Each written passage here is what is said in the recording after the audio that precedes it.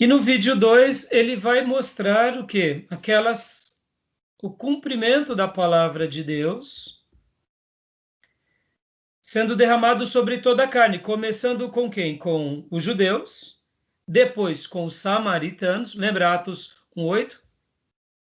Quando a promessa do Pai vier sobre vocês, Atos 1:8, depois ratifica isso. Vocês serão minhas testemunhas em Jerusalém, Judéia, Samaria e até os confins da terra.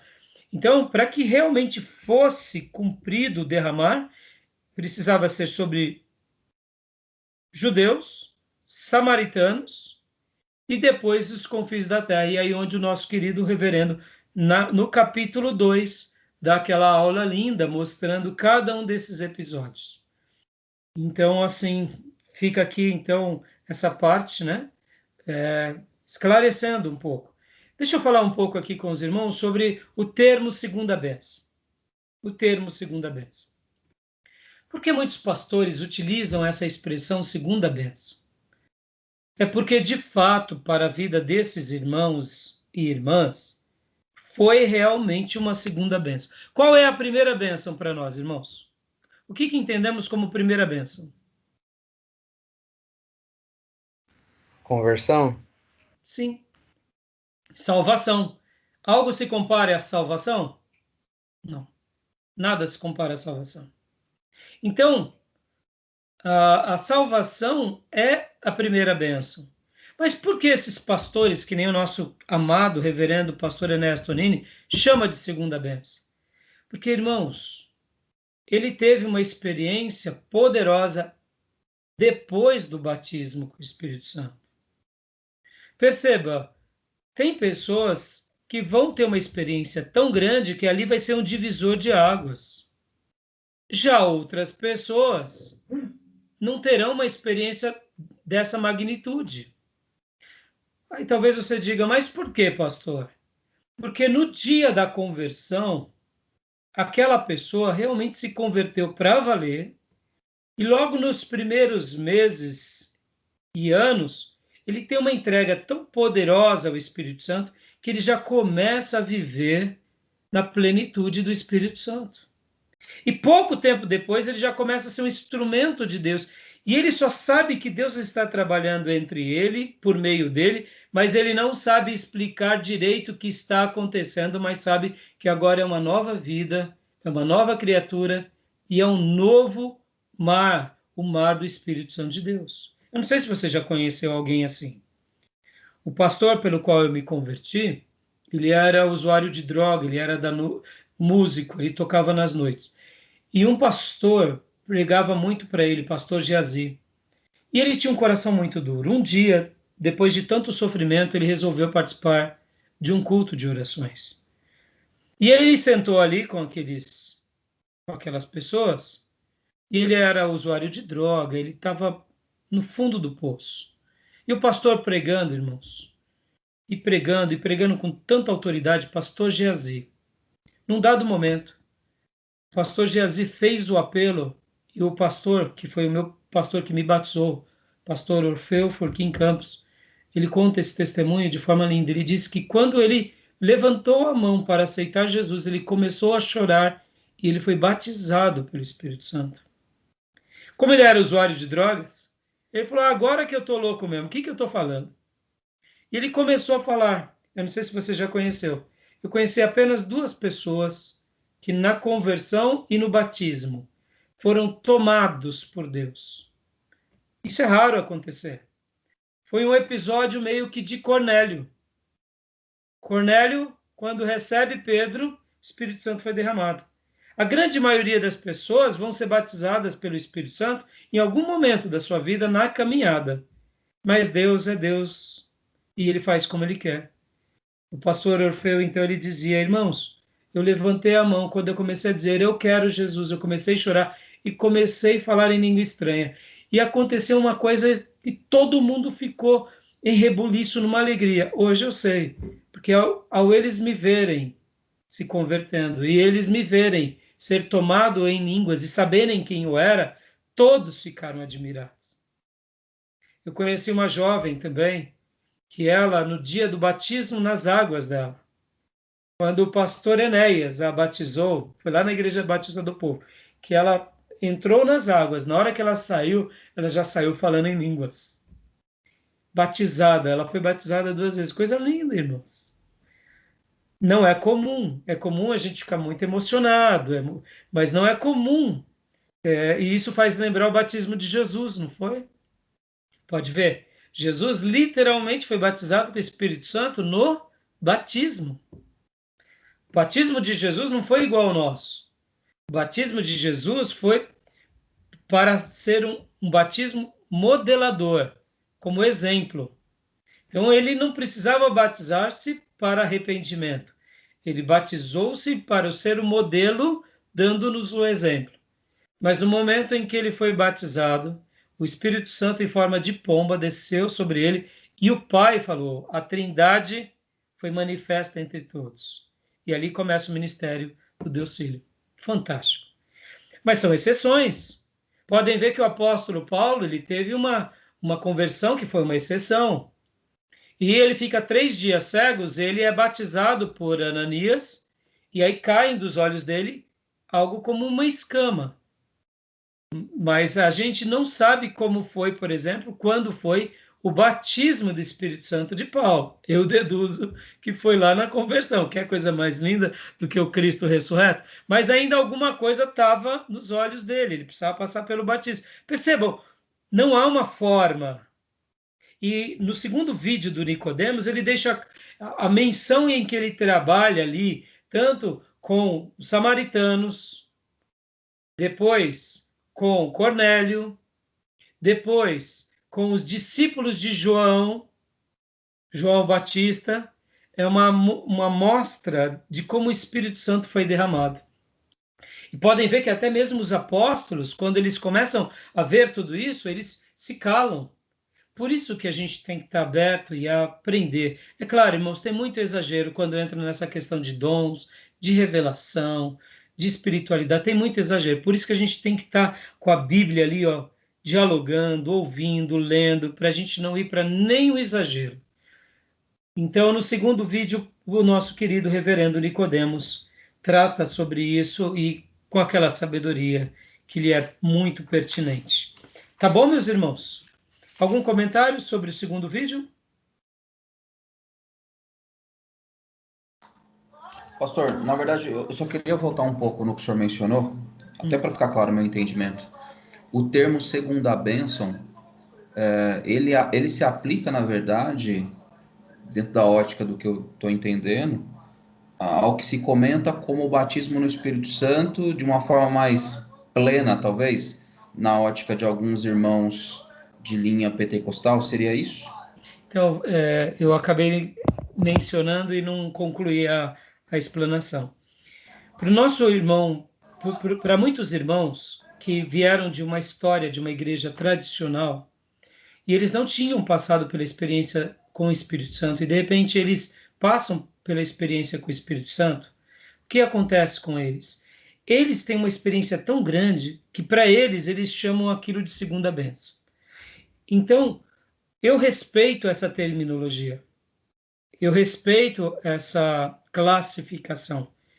Eu, particularmente, gosto de chamar batismo com Espírito Santo.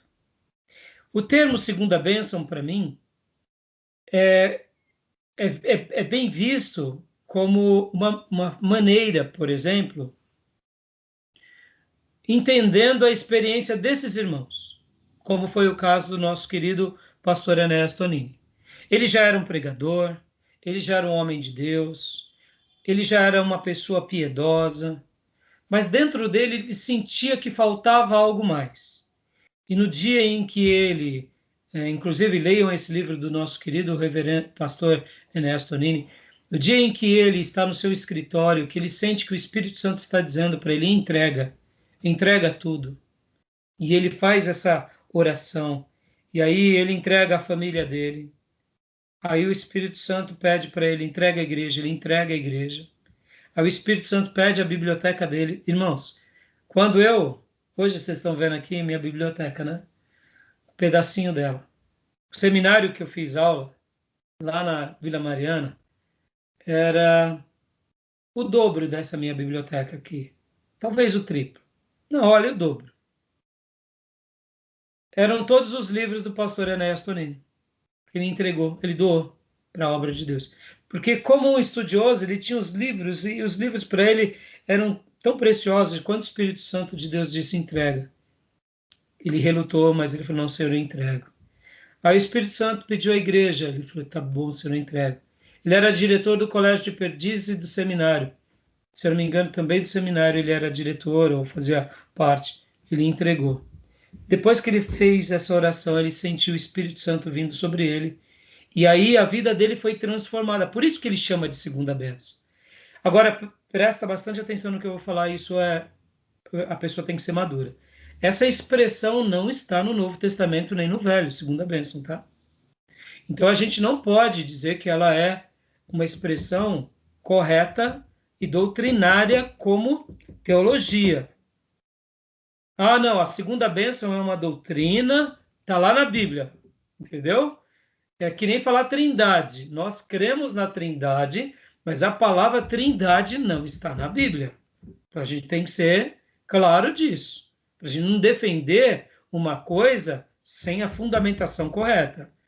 Eu creio na trindade, porque eu creio em Deus como Pai, Filho e Espírito Santo, que é o único Deus.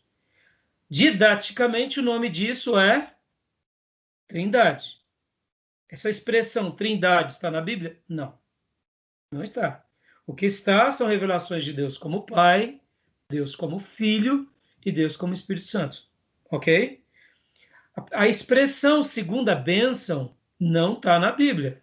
O que está na Bíblia é batismo com o Espírito Santo, derramar o Espírito Santo, plenitude do Espírito Santo, fruto do Espírito Santo. Ah, então é isso que eu quero dizer. Agora, carinhosamente, eu respeito e entendo os nossos irmãos que passaram por essa experiência. Eu mesmo cresci numa igreja avivada, mas num dado momento senti que alguma coisa estava sacudindo na minha vida.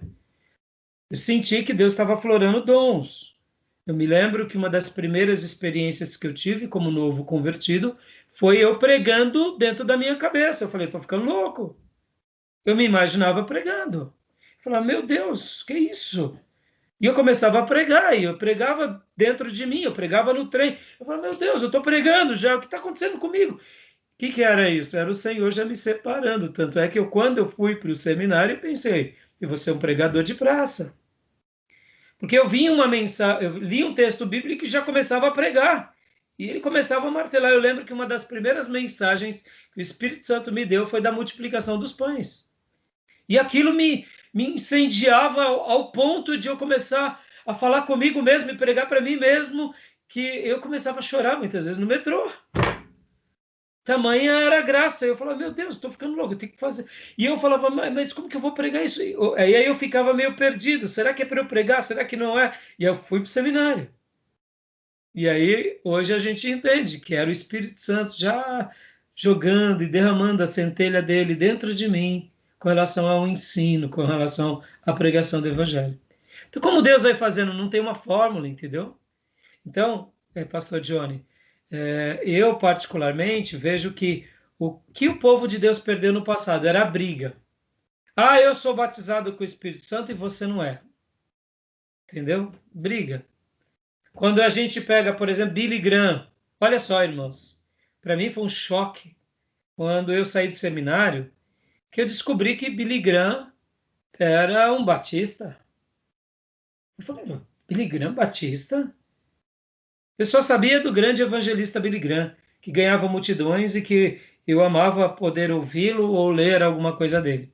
E de repente ainda eu descobri que ele é tradicional. Eu falei, não é possível. Um homem desse não é tradicional nem aqui nem na China.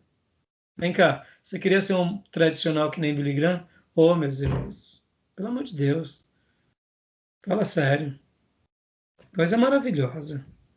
Eu me lembro que quando eu vi ele pregando a primeira vez em fita cassete e fita VHS, que ele falava assim, eu não lembro se foi a cruzada que ele fez na Argentina, a primeira vez que eu vi, ou se foi no Brasil, que ele falava, venham para Jesus.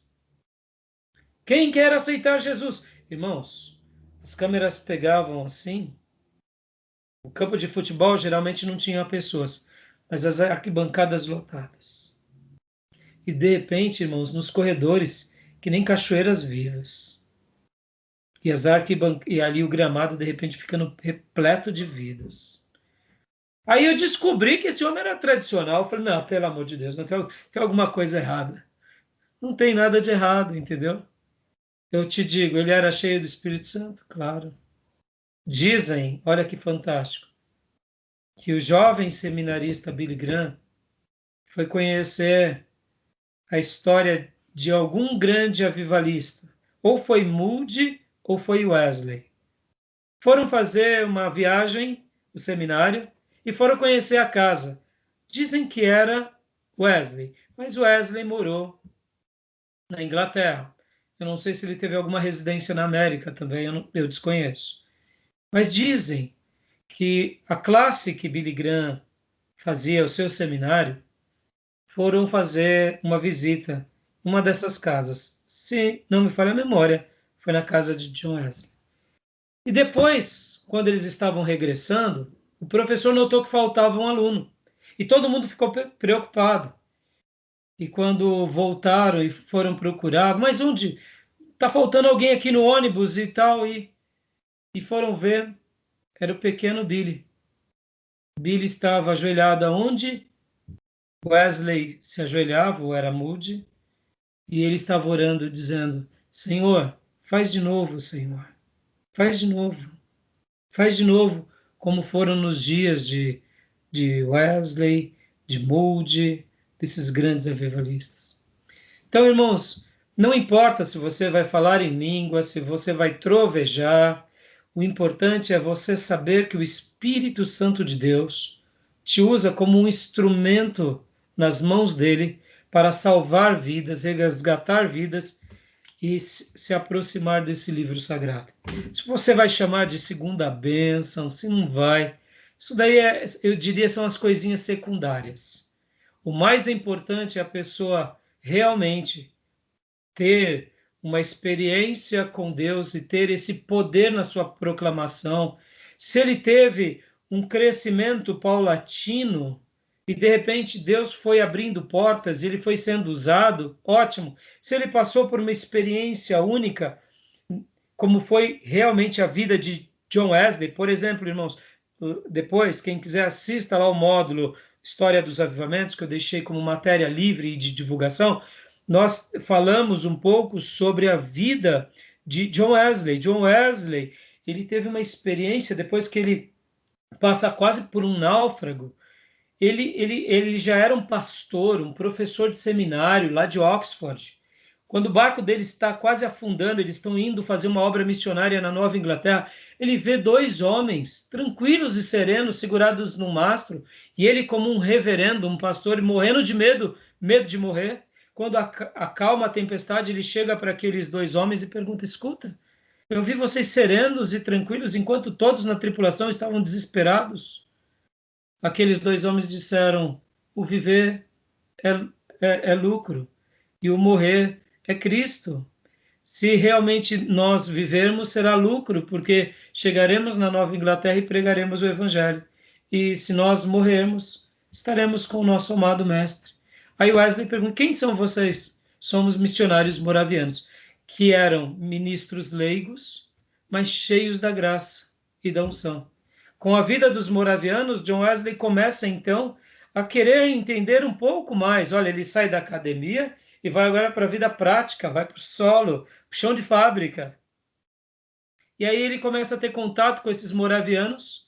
E um dia, ele e um grupo, enquanto oravam, ele disse que uma onda poderosa, como que se fossem grandes ondas, passavam sobre eles. Eles estavam numa vigília, um grupo de irmãos, e aquilo derrubavam eles. E aquilo derrubava eles, e a partir daquele dia, a vida de John Wesley nunca mais foi a mesma. Então, eu não sei qual vai ser a sua experiência, a minha, a nossa. Pode ver que as experiências com o Espírito Santo na Bíblia são variadas. Cada um é de uma maneira. Para eu concluir essa parte, para a gente ir para o livro. João Batista. A experiência desse grande e maior profeta e maior servo de Deus de todos os tempos. Foi única e exclusiva. Ele foi batizado pelo Espírito Santo enquanto ainda estava no ventre de Isabel. A profecia do anjo Gabriel para Zacarias é: você será pai, sua mulher terá um bebê na velhice. Ele será cheio do Espírito Santo desde o ventre. E quando, 6 meses depois, Maria vai ver Isabel, e que Isabel está ali recebendo a saudação e a presença de Maria, a palavra de Deus diz que quando Maria fala a Isabel, Isabel e o bebê dela recebem ali uma visitação poderosa na barriga. Possuidor do Espírito Santo, que é Jesus Cristo, o Messias, estava batizando o bebê João na barriga. E naquele momento ele foi batizado. E cresce já diferente de todas as crianças. Pense nisso. E depois vai para o deserto e faz essa obra linda. Agora olha que maravilhoso. João Batista não fez um milagre, irmãos. Não curou uma pessoa. Não expulsou um demônio. Mas teve uma palavra poderosa atraindo corações para o noivo. Preparou o terreno e deixou tudo preparadinho para o noivo vir.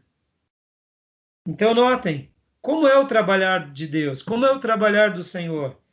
É misterioso. Então, eu respeito os irmãos que chamam de segunda bênção, mas o mais importante não é as classificações que você dá, mas é o fruto que você deixa. Entenderam? Tá bom? Então, agora vamos lá para o nosso livro-texto. Beleza até aí? Alguma dúvida? Joia? Alguém quer fazer Tranquilo. mais algum comentário? Não, o pastor Rai, não é muito legal perceber assim que esse assunto, né? Tantas pessoas que recebem o Espírito Santo logo na conversão, ou como aquelas que hipoteticamente recebem numa segunda experiência, né? Traga tanta, sei lá, assim, um modo negativo de discussão assim dentro da igreja, né? E divida, como o irmão Felipe falou, divida em grupos, né? Não é muito legal isso, né? Uma coisa que é tão bênção, né? Então, não deveria. Por isso que requer de nós, Gil, esse cuidado e esse zelo. Lembra que na aula da semana passada eu falei que a igreja pela qual eu pastorei hoje, ela surge de uma discussão e uma divisão por causa dos dons? Nós, batistas renovados, muitas igrejas nasceram porque não concordavam com a mentalidade tradicional, e aí um grupo criou uma cisão e virou uma batista renovada. Mas na realidade, Gil, guarda isso, Gil. As pessoas muitas vezes só querem um precedente para fazer a divisão, entendeu? Então, na realidade, os dons, a questão de estilos, a questão de submissões, a pessoa só precisa de um precedente. Muitas vezes, a questão do Espírito Santo é um bom precedente, entendeu? Por isso que, na realidade, a gente tem que ter muito temor e ser muito zeloso, porque não deveria ser assim. E não é para ser assim. Deus não se agrada dessas divisões aonde a nossa intenção não é boa. Eu preguei certa ocasião na ordenação de um seminarista e fiz uma mensagem muito linda sobre Timóteo, né? E falei bastante para aqueles pastores e para aquela igreja no dia sobre um dos motivos, né, que leva a igreja muito. Depois eu posso até compartilhar com vocês o áudio daquela mensagem. A palavra de Deus, lá em Timóteo, ensina que muitas pessoas acabam se dividindo e, de fato, criando cismas, porque elas não têm uma intenção mais correta. Então, quando elas já não têm mais uma intenção correta, elas causam cismas. E por elas não terem mais uma intenção correta, elas também naufragam na fé. A gente pensa, não, o irmão naufragou na fé porque ele já não está tendo mais uma intenção correta. Então, muitas vezes, a questão dos dons, pensa assim comigo, Gil, é algo maravilhoso. Mas, de repente, eu, como um irmão que recebi da parte do Senhor o dom de cura, e agora eu atraio muitas pessoas para o trabalho da igreja, e eu tenho pessoas que me dão ouvido, eu vou ficar prestando honra ao pastor? O pastor faz uma reunião de oração, arrasta 10 pessoas depois de muita cobrança. O pastor chama os irmãos para estudar numa escola dominical, tem 5 estudando. Eu faço um culto de revelação, tem 200. Todos os 50 da igreja e mais 150 de fora. Eu vou ficar prestando conta para o meu pastor? Então usa do dom como um precedente, ou seja, a intenção dele já é outra. Aí eu pergunto, ele não pode somar com aquela igreja pela qual ele vivia, que ele se converteu? Quantos são os ministérios que surgem por causa de divisões assim, onde as nossas intenções não são agradáveis diante de Deus? Tá bom, meus irmãos? Então, né, que Deus guarde o nosso coração e que Deus guarde também as nossas intenções do coração. Porque quando a nossa intenção ela é boa, Deus nos honra. E quando a nossa intenção não é boa, Deus também não nos honra. Quer ver um outro exemplo disso, só para a gente concluir esse ponto? Quantos são aqueles que começam a praticar algum movimento porque aquilo dá número para a igreja? Vocês sabem disso? Movimento G12. Ninguém mais fala do G12, né?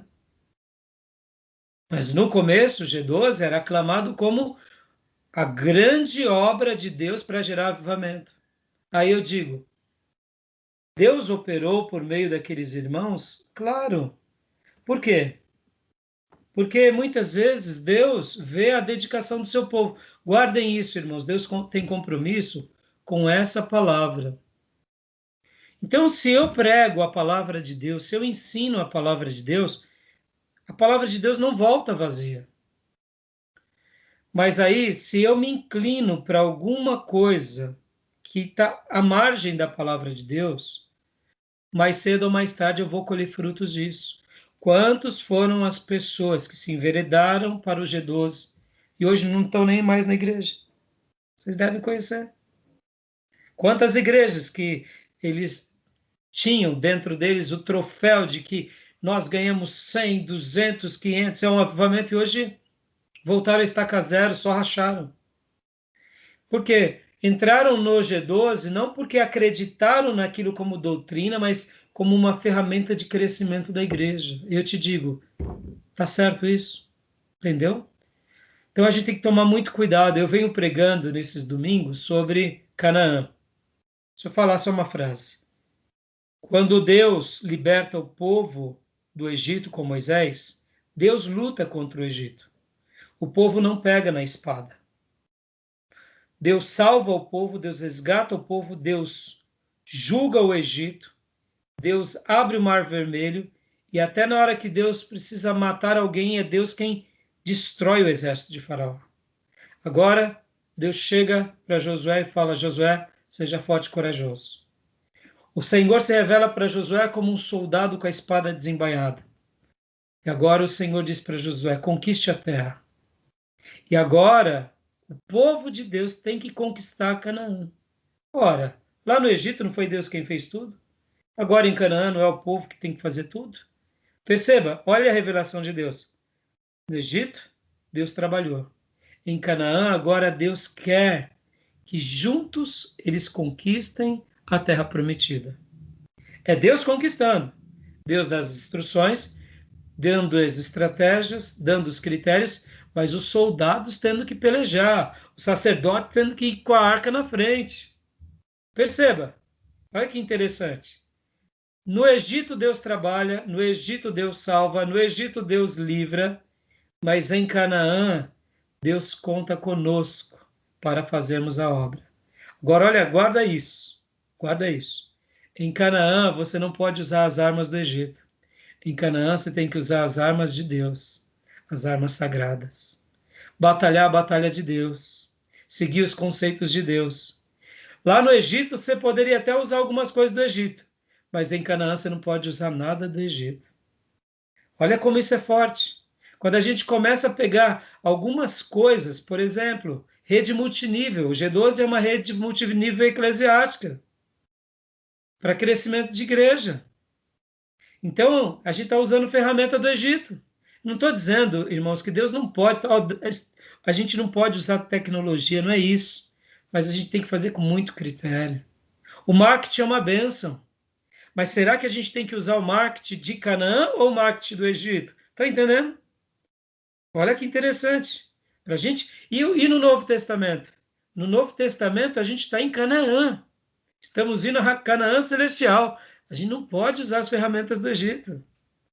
Então, guardem isso. Como você falou, Gil, muitos, por causa do Espírito Santo, se desviaram, se estrumbicaram, não por causa dele, mas porque fizeram uma leitura errada dele. Não entenderam direito o dom dele. E não se deixaram ser frutos, ou melhor, darem fruto do Espírito Santo. O texto que eu queria citar para vocês está lá em 1 Timóteo, capítulo de número 1, versículo de número 5. Guarda esse versículo 5 e o 6. Quero ler com vocês. Depois, se vocês quiserem, eu passo esse áudio para vocês, porque é um divisor de águas. Depois que eu preguei essa mensagem, chegaram alguns pastores para mim, falaram assim, pastor Raimundo, eu nunca tinha pensado nisso. Eu falei, eu também não. O Espírito Santo me deu como um presente ao ler aqui o texto de Timóteo. Olha o que diz. Vamos ler a partir do versículo 3, olha lá. 1:3. Partindo eu para a Macedônia, roguei-lhe que permanecesse em Éfeso para ordenar a certas pessoas que são... Só um minutinho que está um pouco escuro aqui, irmãos. Aqui melhorou. De novo. Partindo eu para a Macedônia, roguei-lhe que permanecesse em Éfeso para ordenar a certas pessoas que não mais ensinem doutrinas falsas e que deixem de dar atenção a mitos e genealogias intermináveis que causam controvérsia em vez de promover a obra de Deus, que é pela fé. Notem, o apóstolo aqui está dando umas instruções. Olha, vamos deixar de ouvir besteira, essas coisas tolas. E agora vem o versículo 5 e o 6. O objetivo dessa instrução, ou seja, o objetivo do que eu estou passando para você, Timóteo, que eu estou passando para você, pastor, para sua igreja, para suas igrejas, é o seguinte. O objetivo dessa instrução é o amor que procede de um coração puro. Primeiro lugar, coração puro.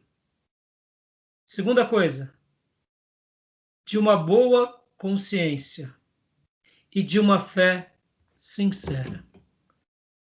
Até aí, só um segundo.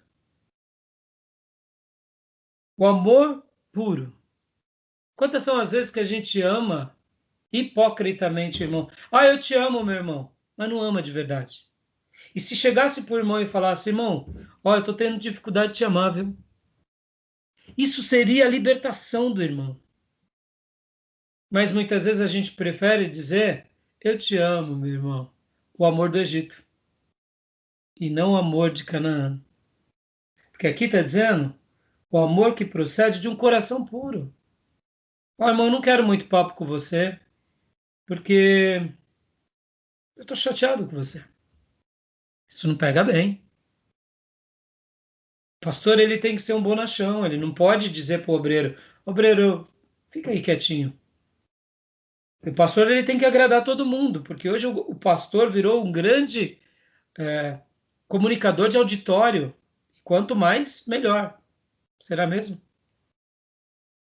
Pode ver que hoje a gente tem que fazer vista grossa, porque senão o irmão, que é o grande dizimista, vai embora da igreja. E detalhe, ele tem 10 igrejas para ir, e lá ele recebe, ele é condecorado como um obreiro de elite, porque ele é um bom dizimista.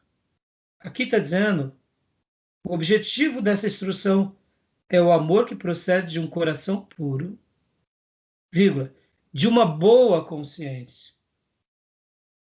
Meus irmãos, deixa eu dizer aqui poucas palavras. Alguns anos atrás eu não comecei mais a ter uma linha de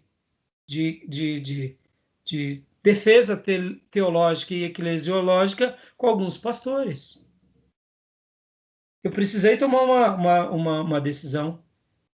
Eu precisei fazer isso. Ter uma boa consciência. Isso é importante para a gente. Mas quantas são as vezes que a gente age politicamente porque fala, eu vou perder? Estão entendendo? E aqui continua, e de uma fé sincera. Quantas são as vezes que a gente está querendo chutar o pau da barraca, mas a gente diz, não, não. Se eu falar que eu estou chutando o pau da barraca, serei mal compreendido. Sou um pastor, sou um seminarista. E agora vem o versículo 6. Leiam o que diz o versículo 6.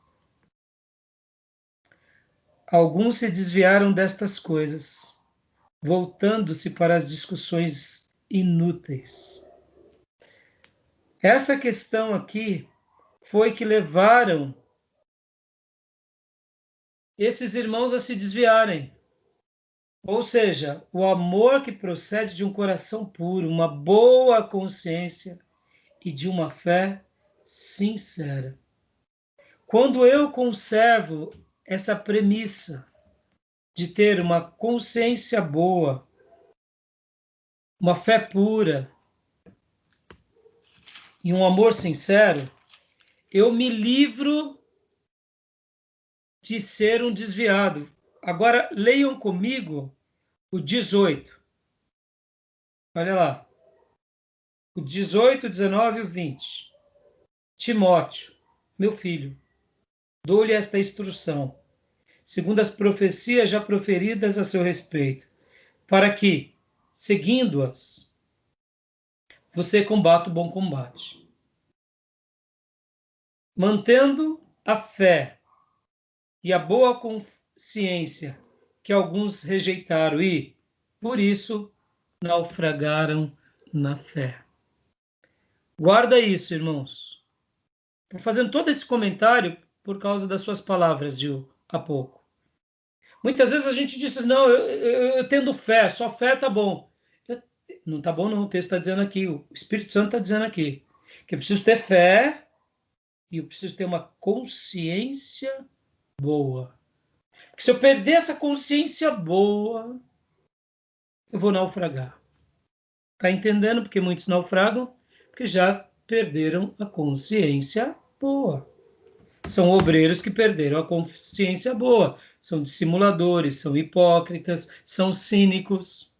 Enquanto o pastor fala, eles estão assim, aí depois sai ali para tomar um cafezinho ou água e fala, o pastor está falando besteira. A consciência já não é boa. Por que no momento que o pastor falou, ele não levanta e fala, pastor, senhor me desculpa, mas olha, eu não concordo. Não, mas isso não é politicamente correto. Estão entendendo?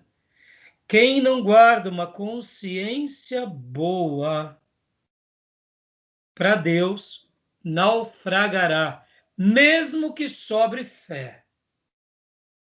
Pegue aqui os grandes homens do passado, Saul, Eli, os filhos de Eli, os filhos de Arão. Fé é o que eles mais tinham, estavam trabalhando para Deus. Mas a consciência deles já não era mais boa. Naufragaram. Judas Iscariotes, tantos outros. Que Deus nos ajude nisso, mas isso é um exercício, né? E aqui Paulo continua e conclui o versículo 20. Entre eles estão Irineu e Alexandre, os quais entreguei a Satanás, para que aprendam a não blasfemar, né? E ainda Paulo dá até dois nomes. Paulo entrega para Satanás. Eu falo, Paulo era macho mesmo. Né? Tinha café no bule.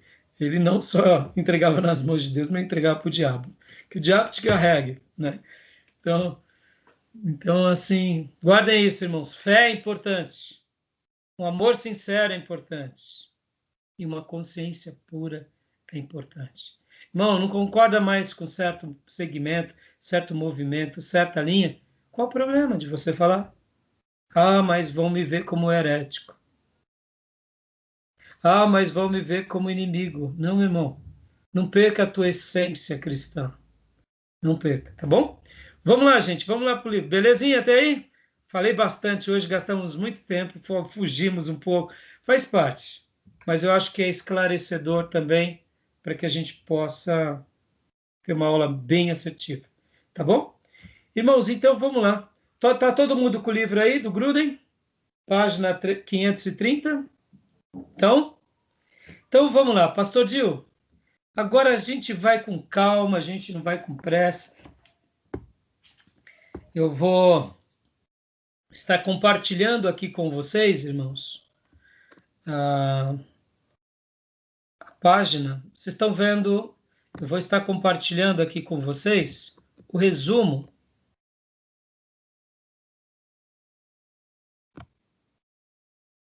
O resumo, né? Para aqueles que estão sem o livro, tá bom?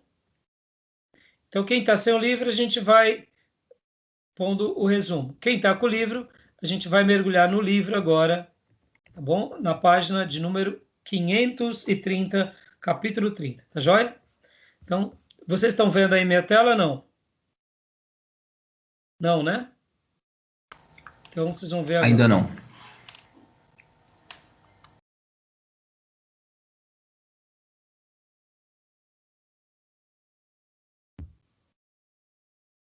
Beleza, agora estão vendo, né? Estão vendo a tela? Não, ainda não, pastor. Agora sim, apareceu. Maravilha. Então, quem tem o livro texto, pastor Johnny, você tem um livro aí, na página 530? Tenho sim, pastor. Estou com ele aberto, inclusive. Agora a gente, irmãos, última coisa antes da leitura. Nós iremos com calma. Eu marquei esse módulo aqui para 10 encontros. Se a gente precisar, a gente vai para 13.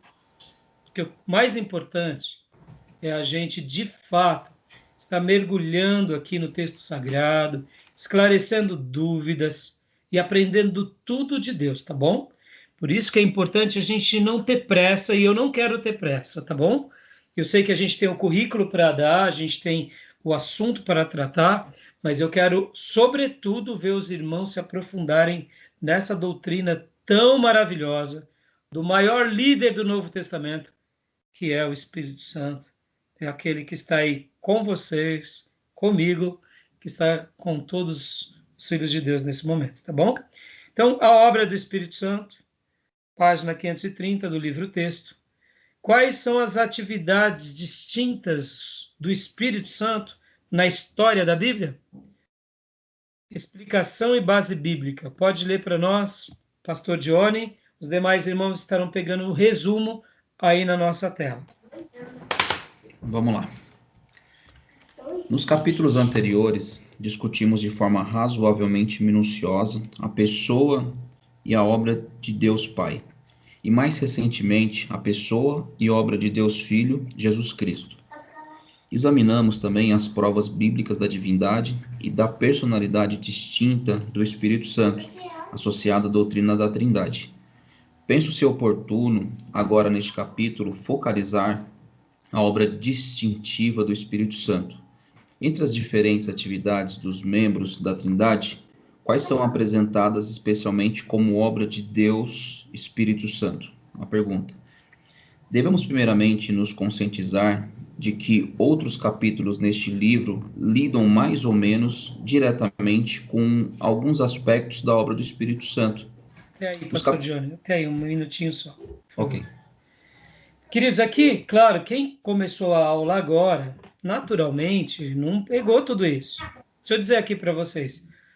Teologia sistemática, na minha opinião, ela é uma das matérias que mais mexe com o nosso coração. Porque a gente começa a falar das Escrituras, começamos a falar de Deus como Pai, Filho, como Espírito Santo, as doutrinas da regeneração, os meios de graça, como chamam os puritanos, a aplicação das doutrinas da redenção. Então, é fantástico. E, naturalmente, muitas coisas que os irmãos não passaram, vocês vão aprender no futuro. Então, aqui ele está dando uma síntese do que passou, do que foi falado e da maneira, né, em que já foi visto. É claro que nós aqui, por isso que eu selecionei, não apenas o capítulo 30, mas os outros textos que falam do Espírito Santo, e também passei para vocês, né, esses 3 materiais que é os Fundamentos da Nossa Fé, do Hobbes, e também os outros 2 livros, que é Teologia Elementar, do Bancroft, e também Teologia Sistemática, do Exo. Tudo sobre o Espírito Santo para enriquecer a nossa aula. Então, aqui ele está fazendo apenas um comentário. Então, vamos lá, pastor Johnny, continuando. Vamos lá. Os capítulos sobre o batismo e a plenitude do Espírito Santo, que é o capítulo 39, e sobre os dons espirituais, capítulos 52 e 53, lidam quase inteiramente com obras específicas do Espírito Santo.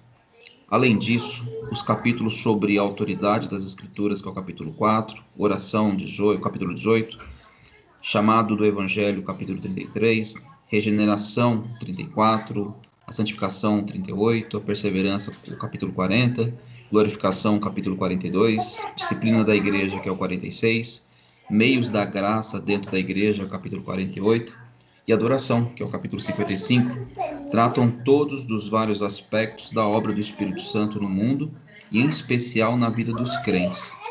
Entretanto, neste capítulo, tentaremos obter uma visão geral do ensino das Escrituras como um todo sobre a obra do Espírito Santo, a fim de entender de maneira mais plena que espécie de atividades têm sido delegadas particularmente ao Espírito Santo por Deus Pai e por Deus Filho.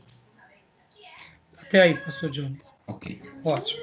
Olha que interessante, irmão. Você viu que eles citam muitos capítulos. Lembra que eu falei? Por isso que nas maiorias das teologias sistemáticas, quando ele fala sobre regeneração, santificação, irmão, não tem como ser santificado sem o auxílio do Espírito Santo. Não existe.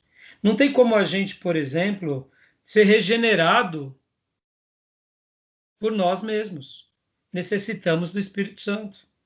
E não tem como, por exemplo, a gente orar, simplesmente orar, irmãos. Olha que coisa. Orar e buscar a presença de Deus, se o Espírito Santo de Deus não nos ajudar nessa doutrina tão simples. Então, é uma coisa muito importante. Por isso que aqui ele coloca vários capítulos. O nosso querido irmão missionário Paulo. Ah, tá bom, minha irmã. Ela está explicando, né? Tá joia. Vai lá, pastor. Fica à vontade. Bom trabalho para o irmão. Ele está trabalhando, então depois ele assiste a aula, né?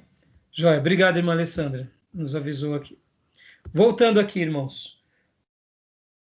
E aqui também ele cita sobre o batismo com o Espírito Santo e a plenitude, que a gente vai trabalhar mais para frente. Por isso que hoje a gente só tocou em alguns assuntos.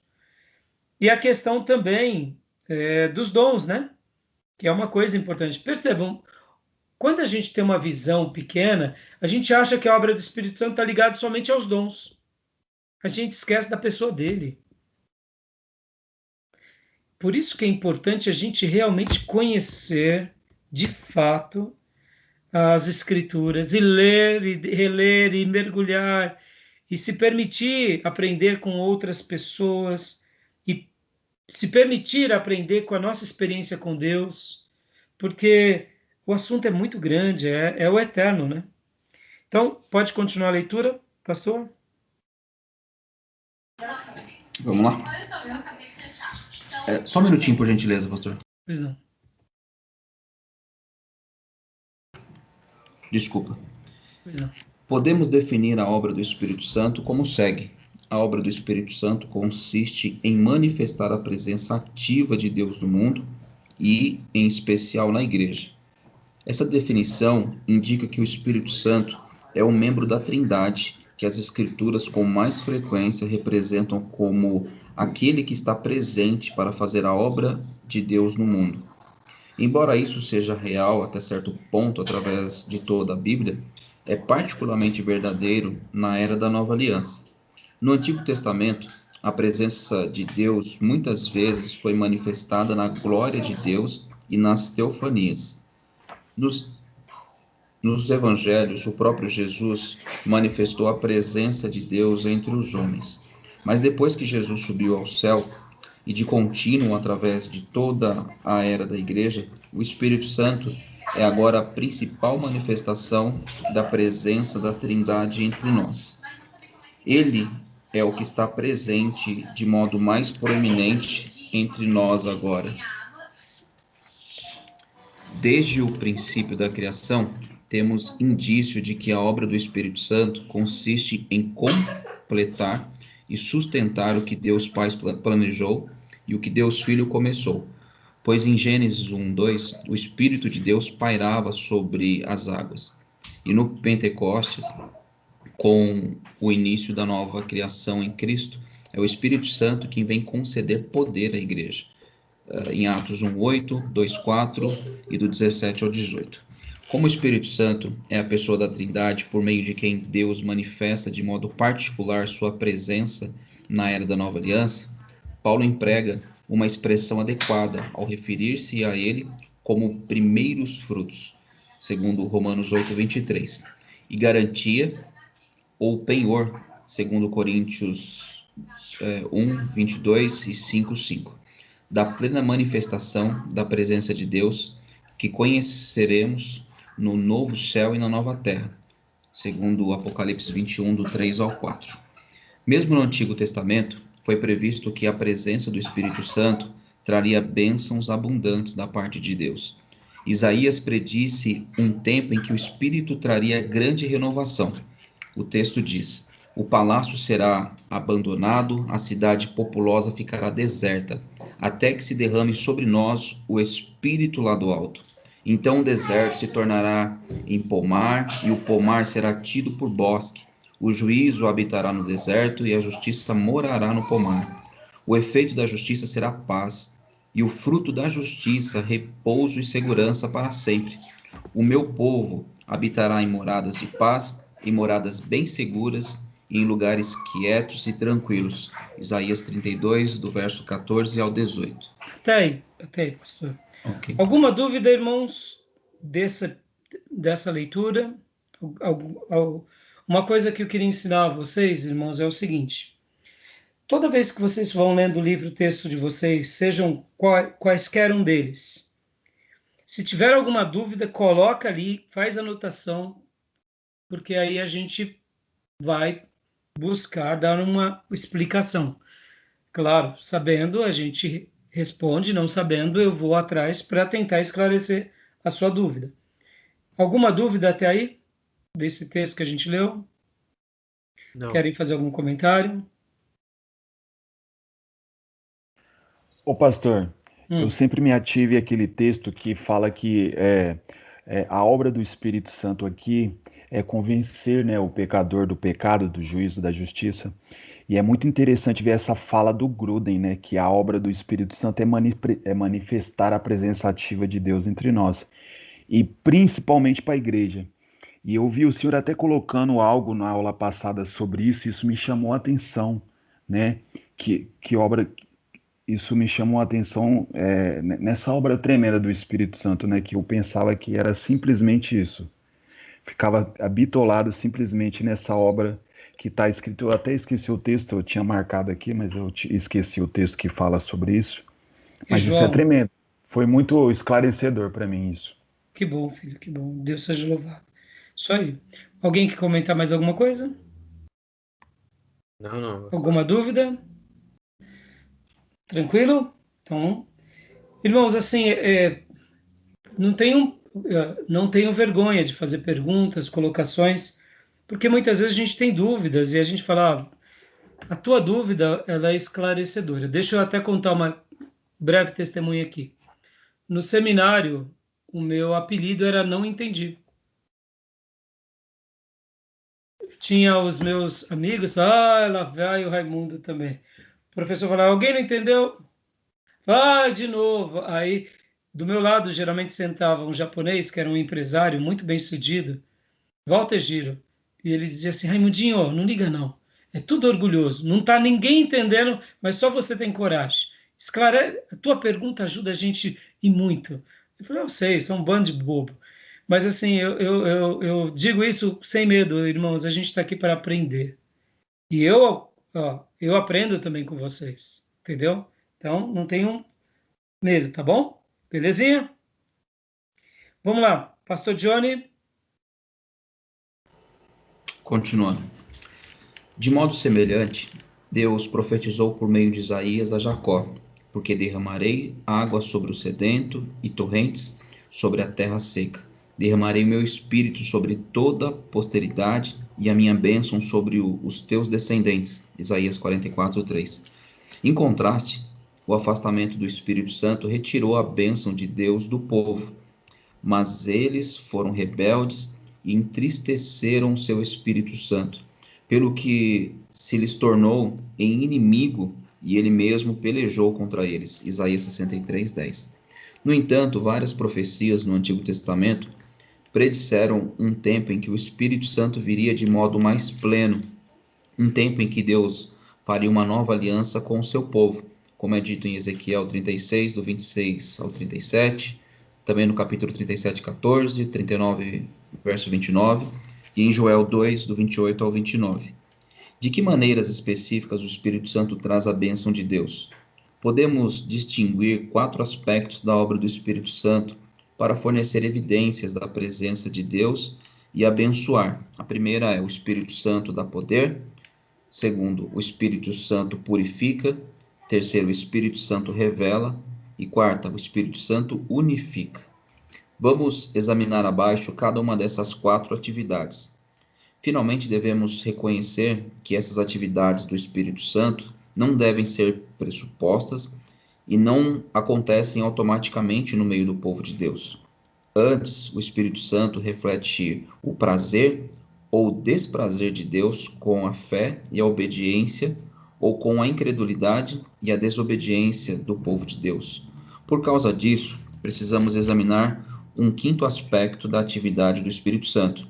Esse 5º aspecto é o Espírito Santo da evidência mais forte ou mais fraca da presença e bênção de Deus, de acordo com a nossa resposta a ele. E é Bom, isso aqui. Pode ver que o texto de Isaías 63 já era uma menção de que o Espírito Santo se entristecia com aqueles que eram rebeldes. E agora o autor, né, o Gruden, menciona vários textos, várias profecias, e aqui ele vai fazer esse capítulo focado em distinguir esses 5 aspectos da obra do Espírito Santo para evidenciar a sua presença. E é isso que a gente vai estudar, isso que a gente vai meditar, sem pressa, e tudo que vocês forem lendo. Por exemplo, nosso querido irmão Felipe Rente citou um livro muito bom que é do John Stott, Batismo com o Espírito Santo. Todas essas leituras extras que vocês quiserem colocar, vocês vão ganhar pontos extras, porque tudo isso vai enriquecer o conhecimento dos irmãos sobre esse assunto. Tá bom, meus irmãos? Beleza até aqui? Tranquilo? Então vamos dar uma pausa agora de 10 minutos, e aí a gente vai para o último período e a gente conclui a aula de hoje, tá bom? Fechado? Eu não vou desligar aqui, só vou parar a gravação, tá bom, irmãos? Vou esticar um pouco as pernas, beber uma água e já retorno. Tá bom? Então, até Fechou. já. Até já.